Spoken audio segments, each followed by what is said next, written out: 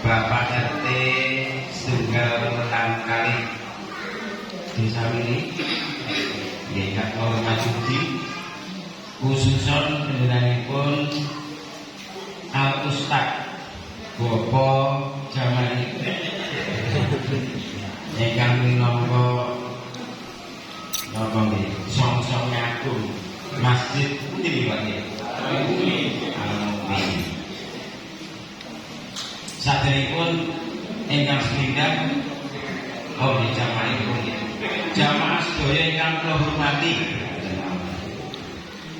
para bapak ibu rahimahullah ingkang dipun rahmati Allah Subhanahu wa taala. Sepindhah monggo kita sami tansah ndherekaken syukur kita kunjungan saudara Allah Subhanahu wa taala ingkang sampun paring nikmat dumateng kula panjenengan sami. Patipun Allah Subhanahu wa taala. Allah menika badhe paring kenikmatan ingkang langkung akmal. Lan menawi kula lan panjenengan sami menika mengkufuri utawi ngingkari boten nampi boten trima kali nikmat ingkang dipun paringaken saking Allah dumateng kula lan panjenengan sami. Gusti Allah menika badhe paring inggih menika kesengsaraan, badhe paring kesedihan ingkang langkung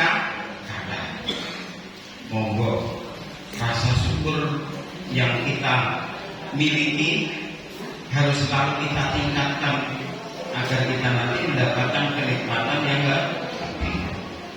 Ingkang nomor kali pun selawat dan salam monggo kita sami aturaken dumateng junjungan kita Kanjeng Nabi besar Muhammad sallallahu alaihi wasallam ingkang insyaallah menawi kula lan panjenengan sami punika kersa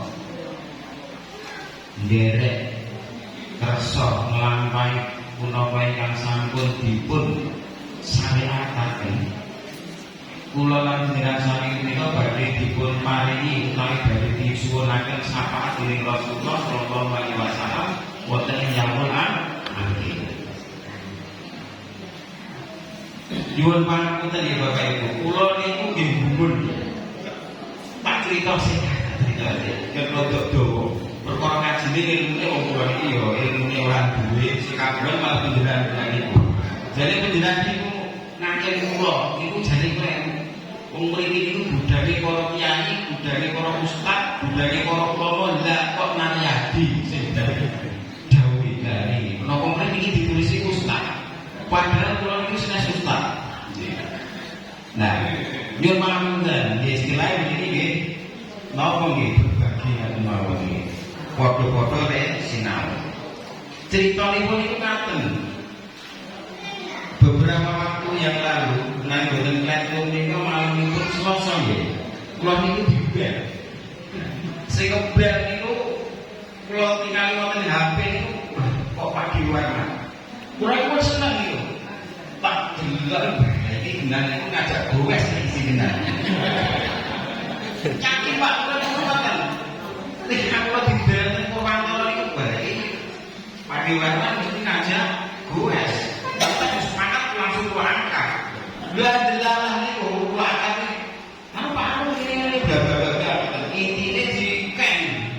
Nah, didhawuhi niku kan nyukani napa nggih? Tausiah.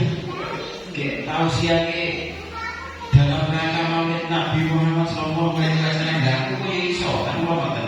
Kula Pak niku tak tolak mentah-mentah niku. Kula pun boten saged jeneng iki mawon.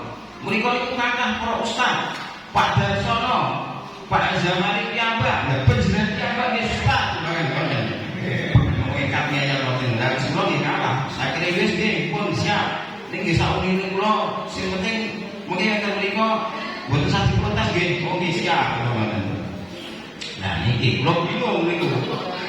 Haji kula tolak wong niku termasuk proyek surga nggih Pak Zaman ini. Ketika kita melakukan ataupun menjalankan sebuah kebaikan ataupun itu berdakwah, maka itu hukumnya wajib. Kula panjenengan sami menika mempunyai semua umat Islam mempunyai kewajiban berdakwah. Berdakwah menika hukumipun apa? Wajib ain. ketika kita mempunyai ilmu, kita wajib menyampaikan kepada orang lain. Baliguani walau ayo sampaikan mas, walaupun hanya satu ayat. Nah, ini kudu dibanding nakar mas ini. Intinya itu malah belum loh. Ngaji belum materi apa? Lah, nyata Bapak Ibu, temanipun inggih punika peringatan Maulid Nabi.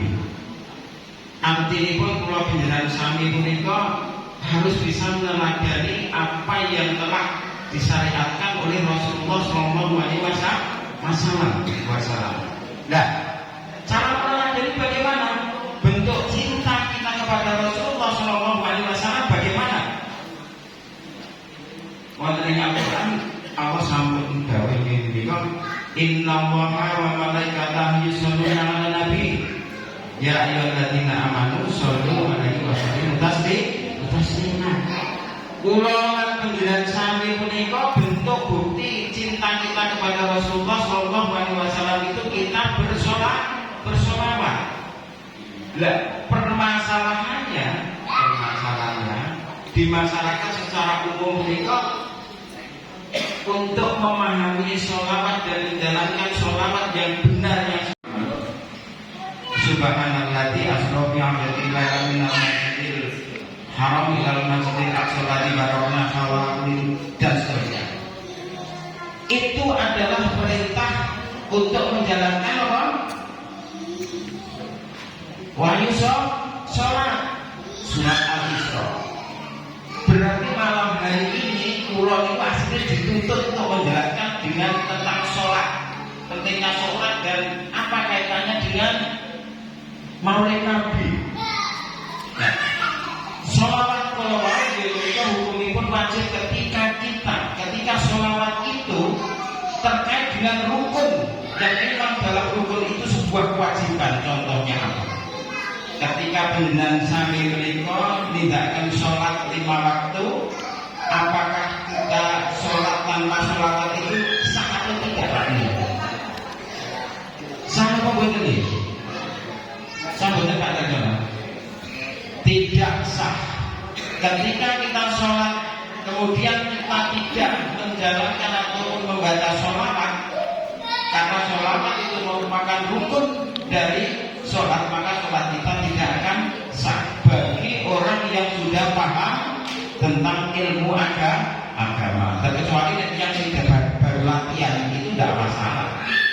Dia Pak Bune, berarti sholawat itu diwajibkan kepada siapa? Kepada umat Islam. Kapan? Sholat. Berarti kita diperintahkan untuk menjalankan sholat 5 waktu. Karena ketika kita tidak menjalankan sholat 5 waktu, maka kita akan dihukumi dosa menurut sholawat terlalu. Kemudian ingkang nomor kali di menika sholawat itu bisa dihukumi menjadi sunnah.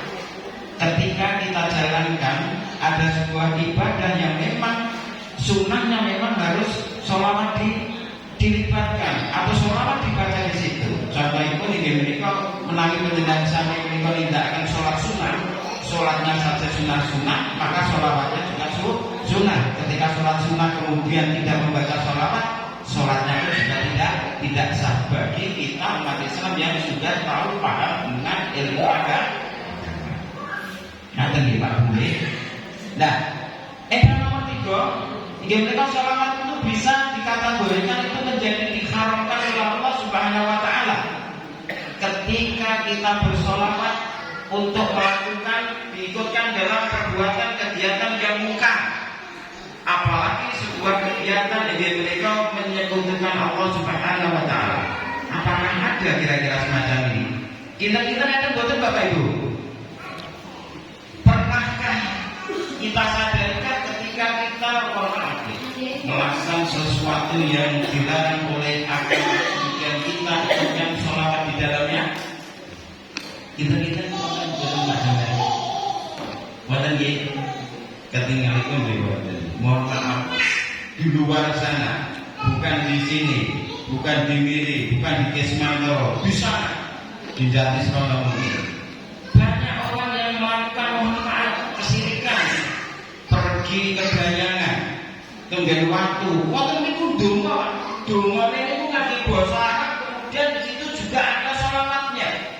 Nah ini ketika orang melakukan hal semacam ini, maka Allah akan melaknatnya.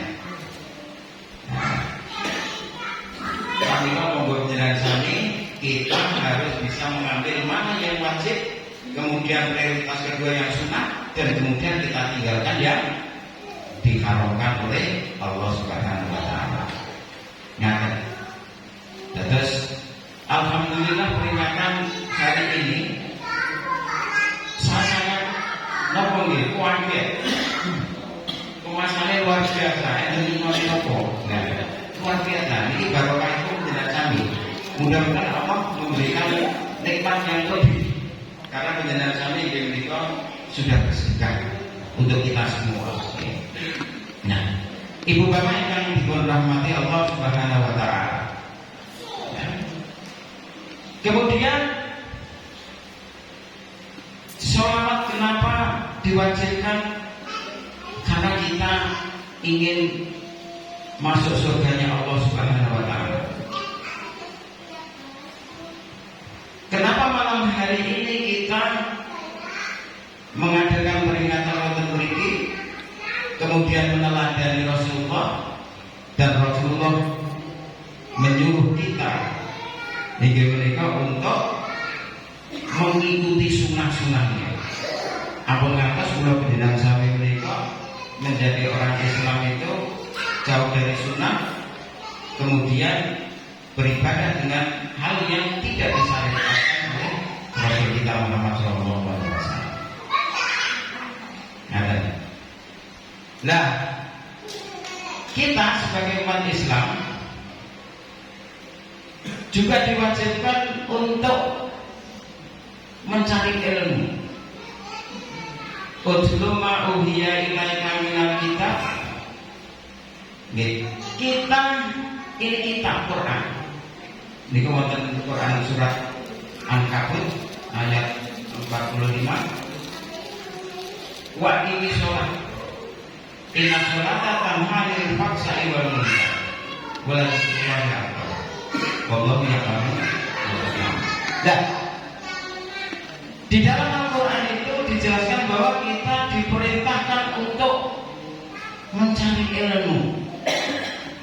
Mencari ilmu kapan? Di hadisnya tadi kita termasuk mencari ilmu.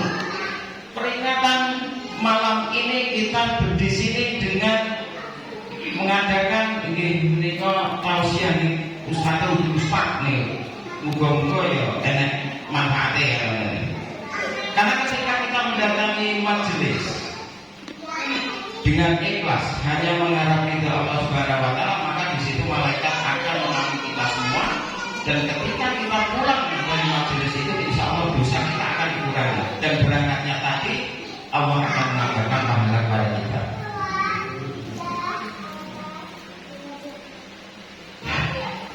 Terus kita diwajibkan untuk mencari ilmu. Kemudian dilanjutkan apa? Kita diperintahkan untuk sholat.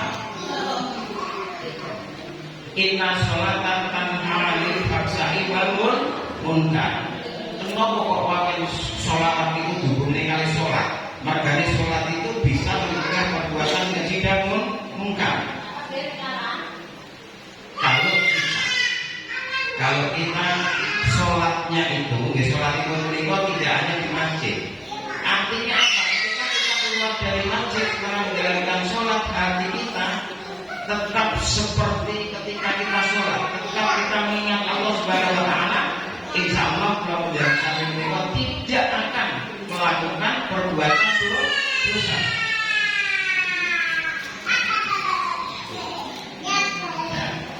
Tidak akan melakukan perbuatan dosa.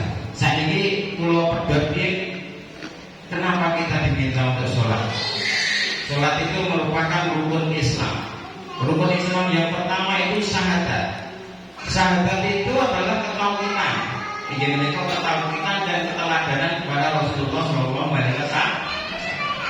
Mentauhidkan Allah Subhanahu wa taala dan meneladani Rasulullah. Tidak ada Tuhan selain Allah dan tidak ada utusan selain Rasul kita Muhammad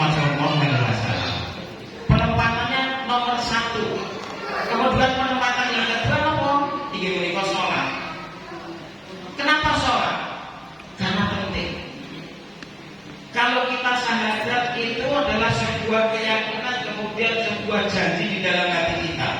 Itu tidak bisa dilihat oleh siapapun Bapak Ibu. Itu bukan kagak dipirsan mau. Yang hanya tahu adalah diri kita dan Allah Subhanahu wa Ta'ala. Kita kapan kita bersahadat untuk meyakini Allah Subhanahu wa Ta'ala? Setiap waktu, setiap saat, setiap detik, jangan sampai kita itu tauhid kita itu lepas dari Allah Subhanahu wa Ta'ala. Terus kemudian Allah memerintahkan kita untuk mengupdate tauhid kita dalam waktu satu hari satu malam sebanyak 5 kali. Jadi kita menjalankan sholat. Sholat sebetulnya apa? Sholat itu adalah untuk mengupdate tauhid kita. Semua yang ada di situ mengupdate, meningkatkan keimanan dan ketakwaan. Salah satu contoh kita lihat di dalam surat Al-Fatihah. Surat Al-Fatihah itu luar biasa. Nek para ulama menika masani nggih dalam Al-Quran itu surat Al-Fatihah itu sebetulnya sudah mewakili isi dari Al-Quran. Rasa syukur di situ ada, ketauhidan di situ kita ada, permintaan kita kepada Allah juga tidak ada, doa di situ juga ada. Jika kita diselamatkan, puncaknya selamat apa? Dari api neraka di situ ada. Dan di dalam Al-Quran itu, kalau buku Al-Quran itu surat Al-Fatihah itu daftar isi Bapak. Oh, daftar isinya di situ di surat Al-Fatihah. Kemudian setelah itu kata pengantarnya, mukadimahnya apa? Surat Al-Baqarah. Surat Al-Baqarah itu pun dijelaskan. Iki kita dalikal kita bulai babi hudalil muttaqin alladzina yu'minuna bil ghaibi wa yuqimuna sholata wa mimma razaqnahum yunfiqun. Jelas. Nek buku ini kok kata pengantarnya ya, buku ini dicetak untuk X, Y, Z dan seterusnya agar digunakan untuk ini. Nanti macam-macam. Kemudian di situ ada isinya di dalamnya, penjelasannya di dalamnya. Luar biasa itu Al-Quran. Makanya ketika kita sholat tidak boleh kita meninggalkan surat Al-Fatihah. Cukup dengan surat Al-Fatihah selesai dalam sholat kita. Terus kemudian kapan kita harus mengupdate ketahuan kita lagi? Setiap waktu, setiap saat kita melakukan aktivitas pemawon, mulailah dengan membaca apa? Basmalah. Basmalah itu artinya apa? Dengan nama Allah yang Maha Pengasih, Lagi Maha Penyayang. Luar biasa itu agama Islam menika. Ya, luar biasanya agama Islam itu mulai dari ujung sampai ekor itu tertata dengan sistematis. Al-Quran itu konten ibu. Rukun Islam itu konten. Penempatan yang paling pertama itu adalah yang tidak bisa ditawar itu adalah ketauhidannya. Terus kemudian ditingkatkan untuk meningkatkan dengan sholat dan seterusnya. Sampai menikah zakat, haji, poso itu kan ada wajib, tetapi tidak seketat sholat. Karena ketika nanti kita menawi kula dengan saya menikah bincang sampun sedo di alam akhir sana, yang pertama kali bisa adalah sholat kita. Sholat kula panjenengan sami, menawi sholat kula panjenengan sami menikah saya, insya Allah amal-amal itu niku dados saya. Niki pun kesel Pak Batman. Pun gimana? Niki nek menurut Pak Batman itu nek kulino damel SPC kan ketika kita mengadakan sebuah kegiatan, kemudian ada pembicaranya itu duduk di bawah. Niki menika background hotel difoto rampung. Ngoten. Dan ini kan itu betul-betul. Yang penting SPJ dengan laporan itu Pak Kepala Desa udah oke. Nah, biasanya itu ngeten, kita kulino ya. Nah, Bapak Ibu yang dipun rahmati Allah Subhanahu wa Ta'ala. Mugi-mugi kula panjenengan sami menika menjadi manusia yang mulia di sisi Allah Subhanahu wa Taala. Orang yang mulia di sisi Allah Subhanahu wa taala itu apa? Orang yang bertakwa. Inna akramakum indallahi atqakum. Sesungguhnya orang yang paling mulia di sisi Allah itu adalah orang yang takwanya. Baik itu presiden, sinden, tukang gawe ganden mari bahasane. Yang dilihat di situ bukan pangkat derajatnya menurut Allah Subhanahu wa taala, tapi keimanan dan ketakwaannya.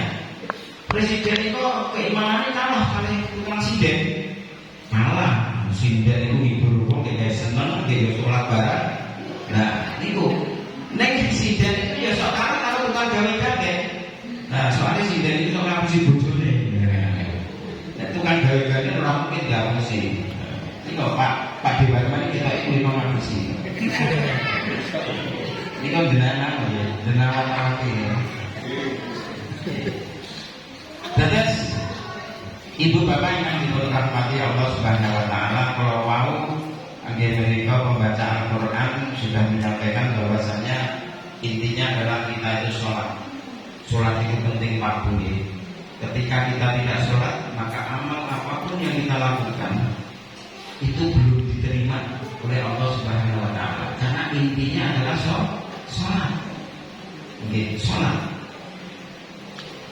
Rasulullah Shallallahu Alaihi Wasallam memerintahkan kita untuk sholat. Banyak sekali di dalam Quran yang menyatakan. Kalau sudah saya sebutkan, sudah saya sebutkan. Ingin menikah ngarep diri baik. Apa diri itu kalau mau Quran, kalau mau sholat, kalau mau takwa kayak apa? Dan kita bulari babi hujan mutakin. Siapa orang yang mutakin? Alladzina yu'minuna bil ghaibi wa yuqimuna sholata wa mimma razaqnahum yunfiqun. Lah, orang yang bertakwa itu siapa? Orang yang sholat dan orang yang menginfakkan rezekinya di jalan Allah Subhanahu wa taala. Orang yang bertakwa dan percaya dengan perkara yang gaib.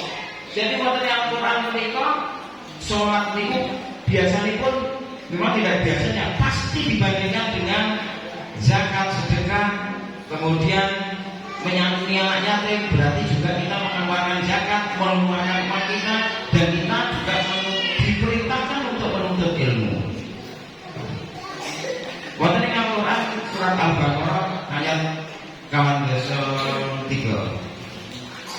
Wa ini sholat, wa zakat, wa amwalihim.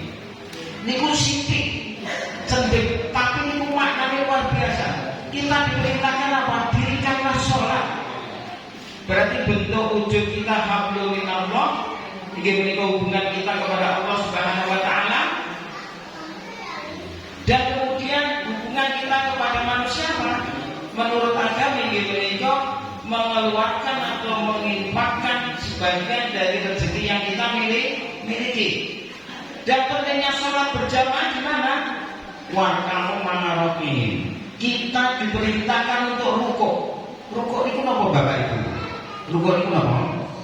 Sholat. Dengan siapa? Bersama-sama dengan orang yang rukuk. Kula lan panjenengan sami menika digawuhi inggih menika sholat berjamaah. Ngaten nggih, Pak Takmir. Nggih. Alhamdulillah. Jadi takmir itu akbar deh. Tapi pahalanya luar biasa. Jadi takmir itu termasuk mujahid di masjid ini. Karena takmir